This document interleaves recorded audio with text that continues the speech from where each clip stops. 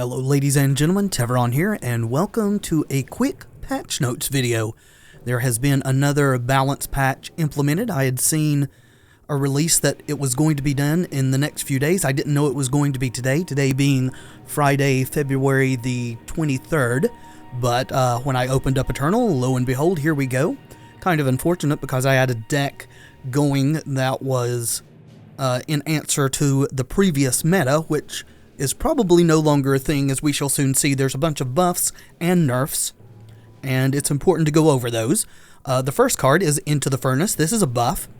It is exactly the same as before, except it is now fast instead of slow. That is a pretty big buff to Into the Furnace, to be honest. So much so that I actually suspect that this may now be playable in the Grinded Scrap Tank Gear Cruncher type decks. Maybe, maybe not.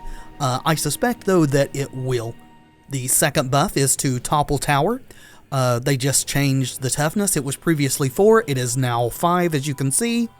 The next buff is to Parapet Sentry, which is simply, it's now +2/+2 with a relic, when before it was +1/+1. Which brings us to our first nerf, which is Soulfire Drake. It has had its cost increased from 5 to 6. I think that is probably a pretty significant nerf. Whenever you increase the cost of a card, it does drastically affect its playability. I do suspect that Soulfire Drake will still be pretty playable. However, if Bartholo is anything to go by, he completely disappeared from the Eternal metagame when his cost was increased from 3 to 4, so I guess we'll see about that. The next buff is to Amaran Shoveler. Had its activation cost reduced from 2 to 1.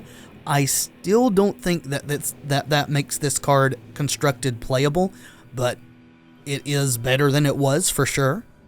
Lunar Magus has had its power increased from 2 to 3. That actually is a pretty significant buff to this card. The casting cost has not been affected at all. In fact, this buff puts its stat to cost ratio in the same camp as Sandstorm Titan. In fact, this 3-drop into that 4-drop seems like a pretty scary prospect that could actually put time back on the map. Whether or not that will be the case, though, remains to be seen. Reliquary Raider here is a weird one. It's listed in the patch notes as a buff, while it's actually both a buff and a nerf, and I'm glad that they gave the option on this to destroy ones you had crafted and get your Shiftstone back, because different people are going to feel differently about this. Previously, this was a 4/4 that cost 5 with a single time faction requirement, and you gained 4 health when she blocks instead of 3. And now it's had its cost reduced from 5 to 3, but needing 2 time faction. It's now a 1/3 instead of a 4/4, and you only gain 3 health when it blocks instead of 4. So pluses and minuses here. It comes into play much cheaper, though you have to be heavier time faction. Its body's significantly smaller, you gain a little less health. I'm not sure how to feel about that. Of course, it was a card I never really played that much with outside of draft, so I don't really have an opinion on that, but it is good to know about, especially if this is a card that you had crafted to play with before, and now it's not appealing to you. You can get your Shiftstone back for a limited time. Seasoned Explorer is another buff, just straight up increased its size. It's a +2/+2 now when you have a relic instead of +1/+1. Sure, seems better than it was. Not something I'm super excited about, but we'll see. Stirring Sand is also a card that is listed as buffed in the patch notes. It's just been significantly changed. Its cost used to be 5, the same 2-time faction, and it played a Sentinel. Now its cost is reduced by 1, but it plays the Sentinel exhausted. So the major difference is lowered cost, and the Sentinel's exhausted instead of readied. So this would allow you to attack with the Sentinel a turn earlier, but the turn you play it, it can't do anything. Seems like a decent trade-off to me. Though they have gone ahead and made it to where you can cash this in for full value if it's something that you've crafted. I'm glad that they do give you that option, even though that they're calling this a buff. And now onto one of the more significant nerfs. If you recall the last patch that went out for balance, Elysium Pathfinder also got nerfed in that one, and now they've gone really hard on it. Previous to this, in the last patch, they made it a 5 cost with 2 time faction requirements. Now they've upped it to 7 and added a 3rd time faction requirement. Unfortunately, the nerf of adding the extra time faction the last time did not stop people from splashing it into the Inquisitor Mokto revenge sort of strategies, and they were just as, if not more dominant, due to some of the nerfs to graveyard hate that we got last time. I am hoping that this makes something of a difference, as the revenge decks and also really the Feln sort of reanimator decks were sort of running rampant all over the ladder. Hopefully this and some of the other nerfs that we're going to see stand to not totally neuter the strategy, because I think it's good to have it in the format, but to take a little bit of the power level off. Next up, pretty significant nerf here. They've increased the cost of Protect from 1 to 2. That is a fairly big nerf, to be honest, and may be to the point that Protect's not even worth playing anymore. 1 power to save yourself or a unit is a big difference from 2. So we'll see if people are still able to make use of Protect at 2 cost, or if 1 was the spot that made it worth including in decks or not. Another really significant nerf was to a Wanted poster. Again, had its cost doubled from 1 to 2. In the patch notes, they say that they wanted Wanted poster to be more of a risky card, that you had to play it on a turn on a unit and then kill it the next turn, where at 1 cost it was fairly simple to play it and kill that unit in the same turn. Maybe this will lower its viability a little. To be honest, Wanted poster was a card I was never really fond of. That's probably coming from my Magic roots. The whole play this on a unit and it does, nothing until you do something else to kill that unit is not something that ever sat well with me, but it did see a lot of play and to good effect, so maybe this stops the sort of broken interaction there. We'll see. These next 3 nerfs are further trying to weaken Justice in Draft. This really has nothing to do with Constructed, as most of these cards don't see a lot of Constructed play. They stated that in the last balance patch, they nerfed Justice, trying to make it a little weaker, and didn't go far enough, so this is their attempt to further nerf Justice in Draft. They've increased the cost of Entrapment to 4. The ultimate on Spirit Blade Stalker has increased from 5 to 6. And Roosting Owl's toughness has been lowered from 4 to 3. I don't play a ton of Draft myself, so I'm sort of really ambiguous about these. I've never really played these cards in Constructed either. Though I will say that this does seem to be some significant nerfs to Justice in the Draft format. I guess time will tell if it's enough to stop it from being as dominant as it currently is. The next change is to Last Light Druid. In the patch notes, they say that this is neither a buff nor a nerf, just changes having to do with weird rules interactions. Previously, it was 3 and a primal for a 1/5, summon, Nightfall. Other units you play at night transform into random units with cost 1 or greater, whereas now it's a 4 cost for 1 primal, 1/4, so a bit of a nerf there. It's costing more, and it's had its health reduced a little bit, but now it still gives you Nightfall when you summon it. When you end a turn at night, transform each other unit you played this turn into a random unit that costs 1 more.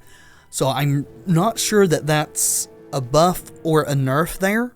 I guess it doesn't have to be night already now for the ability to trigger when you play a unit. So if you play a unit that causes Nightfall, it will still get the random effect.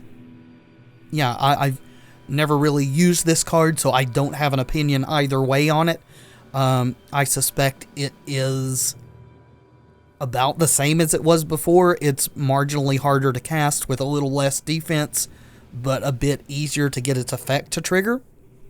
Don't really have an opinion for or against this one. Thudrock here is a pure buff. All they did was raise its defense by 1 point, so there it is. Bellowing Thunderfoot, also a pure buff, raised its power by 1. Still not a great constructed card by any means, maybe a bit more playable in draft perhaps. Elysian Trailblazer is along the same lines as Elysian Pathfinder, as it does exactly the same thing, except it gives the top spell of your deck Echo instead of the top unit of your deck Echo. They did the same nerf on this last time, although she, as far as I have been aware, has not had the same impact on constructed as the Pathfinder did. I guess it's a lot less valuable to give spells Echo than the units Echo, especially when the way the decks were constructed, it was always landing, or almost always landing on a unit that had Revenge. But I guess it is a consistency thing, also adding the 3rd primal faction requirement and raising its cost by an additional 2. Amethyst Monument is getting a pure buff here. The Panther that it turns into now is a 4/4 instead of a 3/3. Might make this actually playable in some shadow decks now, whereas before the only really playable monuments in constructed were the Amber one, the Time one that made a 5/5 Rhino with Overwhelm, and to some extent the 2 that saw marginal play being the Emerald and Cobalt ones. And on to another buff. Cabal Slasher is unchanged except having its cost lowered from 3 to 2. I think that does make it a lot more playable, though whether that makes it constructed playable or not, probably not. We weren't even seeing it getting played in the Time Shadow life gain decks. But perhaps at 1 less life, it will see a bit more play. And on to another one of the bigger nerfs, Vara Faint Touched. So at first glance, it may look like there's not much change here, but the change is rather significant. Right now, she is the same cost and the same power and toughness. Her text box now reads, Deadly. When you play another shadow unit, play an additional shadow unit from your void. So I imagine you would have to be pretty familiar with Vara to see the difference here, being that previously she said whenever you play her or another shadow unit. So you could play her, trigger her, get a Vara out of your graveyard, trigger that one, get another shadow unit out of your graveyard, so on and so forth. If you had 3 Varas in your graveyard, playing the 4th one would get all 3 of the others back and an additional shadow unit. Whereas now she does not trigger herself, so you need to play an additional shadow unit to get her ability to get started. Meaning you probably can't do her and another shadow creature in the same turn. I think this is a very good nerf. This makes her more of a risky card with a much lower floor and still about the same height of ceiling, slightly less. I think that's much healthier for the format, to be honest. Another nerf aimed at trying to lower the power level of the graveyard strategy slightly is changing the defense of Stone Powder Alchemist from 2 to 1, so now a whole lot more things can kill it, such as Vicious Highwayman. They say that they still wanted it to be a card that could be used to combat aggro decks, but wanted it to be a little more fragile so that it was easier to deal with. I'm not sure that this on its own is enough to entirely combat the revenge strategies that are going on right now, but it is definitely a step in the right direction, and maybe accompanied by the other changes that are going out today will be enough to at least knock the deck out of dominance of the format. Next up is Iceberg Warchief. You see the refund down here. Even though it is listed as a buff in the patch notes, it's both a buff and a nerf, though I think it's slightly stronger overall. Its defense was lowered from 4 to 3, but its bonuses to spells and other Yetis have been increased by 1. It was previously +1/+1 and is now +2/+2.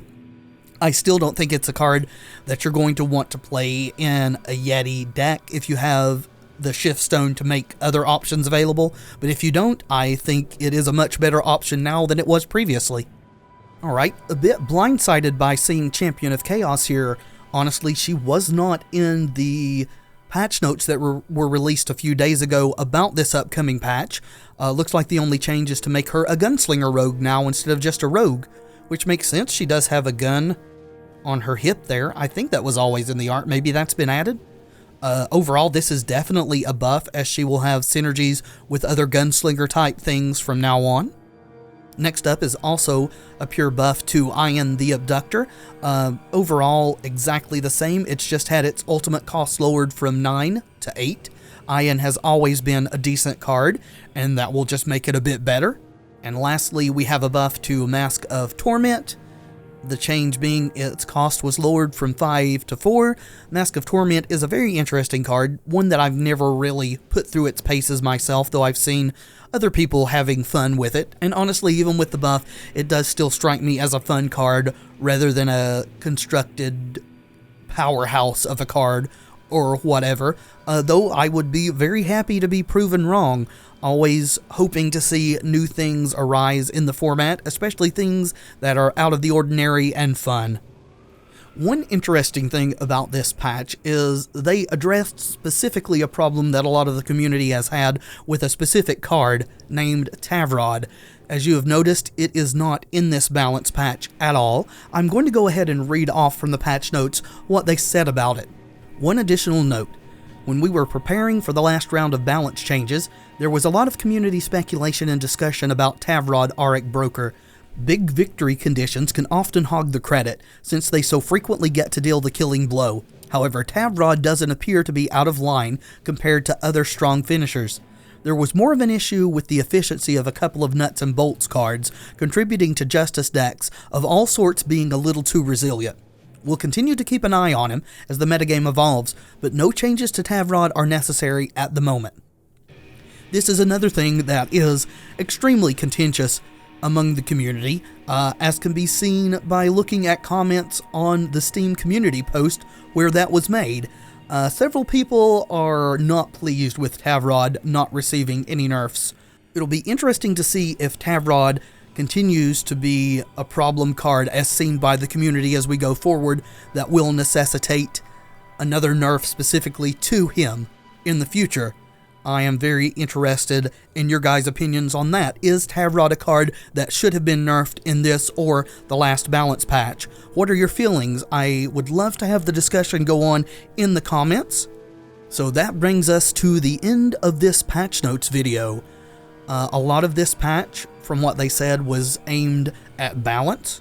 A good percentage of that balance was trying to correct the harm that they had done in the last balance patch of overpowering reanimation and revenge strategies. Well, it's definitely a step in the right direction as far as that's concerned, but have they done enough to nerf those strategies? Is there going to need to be other things done in the future? Will reanimation and revenge continue to rule the format despite these balance changes? Very interested to hear your guys' opinion in the comments. As far as the revenge strategies go, I personally don't think they did quite enough to knock at least one iteration of those decks off of their pedestal. The version that wasn't relying on echo cards like Elysian, Pathfinder, that was just straight Justice, Fire, Shadow, making use of Mokto and efficient removal cards with Ikaria as an additional finisher. Though I would very, very much like to be proven wrong in that regard. I will say, though, that I'm super glad that Direwolf Digital is willing to take community feedback and even institute another balance patch as fast as they have after the last one. I think it shows a real commitment on their part to making this game the best that it absolutely can be, and I think it speaks very well to the potential future of Eternal as a game. But I've rambled on long enough. Thank you so much for watching. I do hope you've enjoyed the video. If you have, let me know in the comments. And by leaving a like below, it really does help tremendously. And of course, subscribe if you'd like to see more in the future. I have been Tevaron, and until next time, friends, be excellent to each other.